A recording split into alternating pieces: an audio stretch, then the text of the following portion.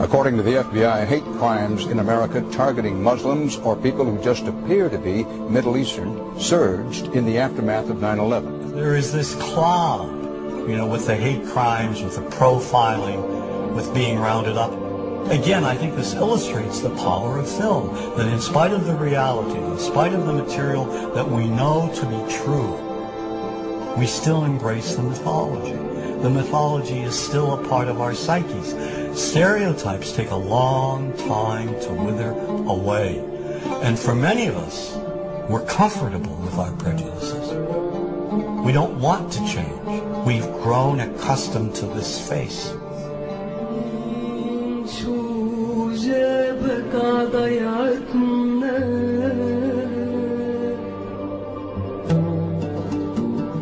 When we think of Arabs, what do we see? What images come to mind? Do we see actual people? People who, despite real cultural or geographical differences, do pretty much the same things that we do. When we think of Arab women, what images come to mind? Do we see women who laugh and play and who adore their children? Women who work in the home as well as outside? Would it come as a surprise to know that in many Arab countries, a majority of college students are actually women? What's our immediate image of Arab men? Do we see loving fathers? Men who want to provide for their families? What about Arab teenagers? Do we see them the way you would think about teenagers in other parts of the world? Then there's religion in the Arab world. Do we see it as all-encompassing, dominating everything else? Do we know that even though faith plays a huge role in the Arab world, just as it does here in the United States, that it's also true that much of the Arab world is quite secular?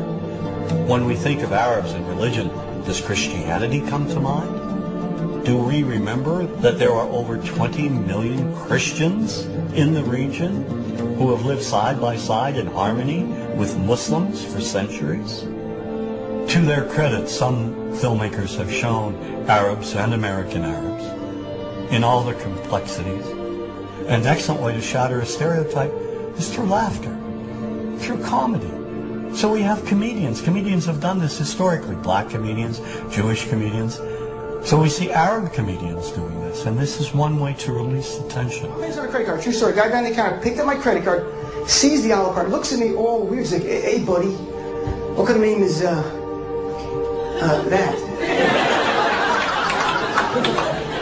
I'm like, well sir, it's an Arabic name. He goes, what does this mean? So I'm like, well translate it to English. It means peaceful, friendly Arab. But he's not happy. He goes, yeah, what Arab country is your family from? So I tried the most peaceful, popular one that he would like. So I'm like, we're from the same Arab country that Aladdin is from.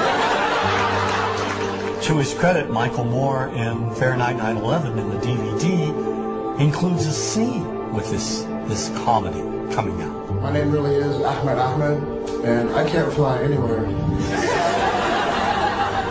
All you white people have it easy. You guys get to the airport like an hour, 2 hours before your flight. It takes me a month and a half.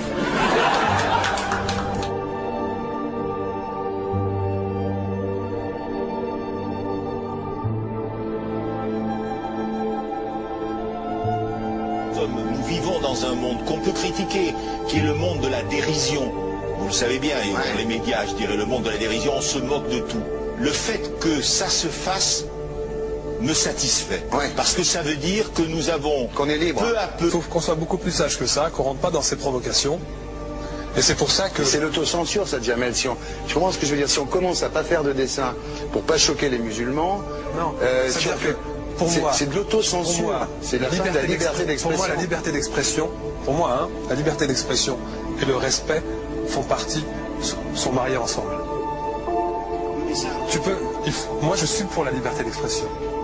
Mais si je vais blesser une personne, pourquoi blesser la personne? Non, mais si moi j'ai envie de faire une caricature sur Mahomet ou sur un rabbin ou sur Jésus-Christ, il faut que j'ai le droit de le faire. Tu comprends? C'est ça la France. Quand tu sais que tu vas blesser 10 millions de personnes, pourquoi tu vas les blesser? Pourquoi? C'est la liberté, c'est ça. C'est la liberté de...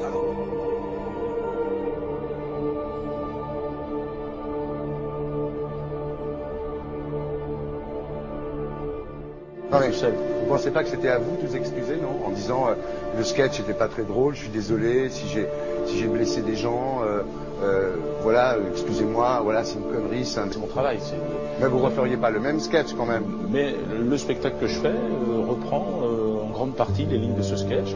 Mais il y a un truc que je comprends pas sur cette affaire, c'est qu'à aucun moment vous avez senti le besoin de vous excuser et que vous en avez rajouté. C'est tellement surprenant, c'est tellement inadmissible que j'en suis choqué. Voilà. Dans un pays où on peut parler, on peut s'exprimer. Et là, pourquoi tout d'un coup, sur un sujet, on ne pourrait pas s'exprimer sur ce sujet? Vous savez bien pourquoi on ne peut pas s'exprimer. Pourquoi? Parce que dans ce pays, on a envoyé pendant la guerre des juifs dans des chambres à gaz et que ça crée un petit problème quand même. Vous voyez ce que je veux dire? Dans ce pays, on a envoyé pendant 400 ans des centaines de millions de Noirs. Il y a eu 400 ans d'esclavage. Et pourtant, ça n'a pas empêché Michel Leb de faire un sketch qui m'a fait marrer. Où il faisait un noir, et à la fin, il faisait un singe. Et en parlant des narines, en parlant des lunettes. En tout cas, lui, il n'a pas été interdit d'exercer son travail. Il a même eu la Légion d'honneur.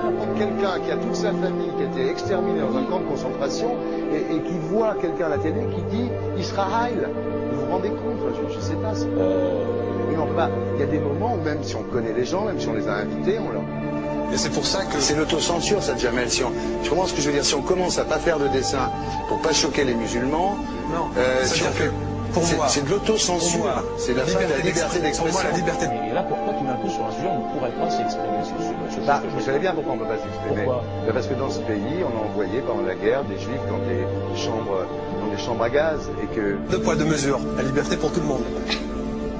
C'est-à-dire? La liberté pour tout le monde. Il y a une personne comme Dieudonné qui a fait un rabbin, enfin qui a fait un colon juif, etc.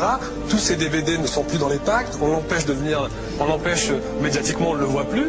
Alors que lui, c'est un comique. Plusieurs lois qui ont été faites contre l'antisémitisme. Et moi, je fais un appel aujourd'hui de faire une loi contre l'islamophobie.